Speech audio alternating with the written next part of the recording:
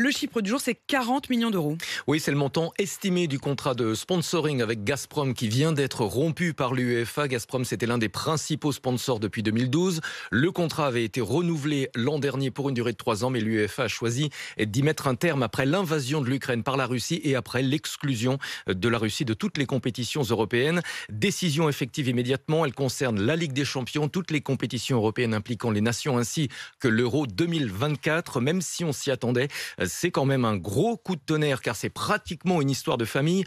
Alexander Duikov, le patron d'une filiale de Gazprom, est aussi le président de la Fédération russe de football et membre par ailleurs du comité exécutif de l'UEFA. C'est qui ce groupe, Gazprom? Alors c'est un producteur de gaz naturel qui vend également du pétrole. Depuis quelques années, il détient le monopole de toutes les exportations de gaz russe vers l'Union européenne. C'est absolument colossal à lui seul.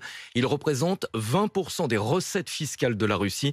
Mais c'est aussi et surtout un groupe très proche, trop proche sans doute du Kremlin. C'est l'héritier en fait de l'ancien ministère soviétique du gaz. Et aujourd'hui encore, l'État russe détient une participation de 50,2%. Dans ces conditions évidemment impossible qu'il reste l'un des sponsors du foot mondial, même si ça va représenter un trou de 40 millions d'euros dans les caisses de l'UEFA chaque année. Et en fait, on est exactement à la croisée de ce dont parlait Chantal, notre auditrice, à l'instant, c'est-à-dire à la fois le foot, la politique et l'argent.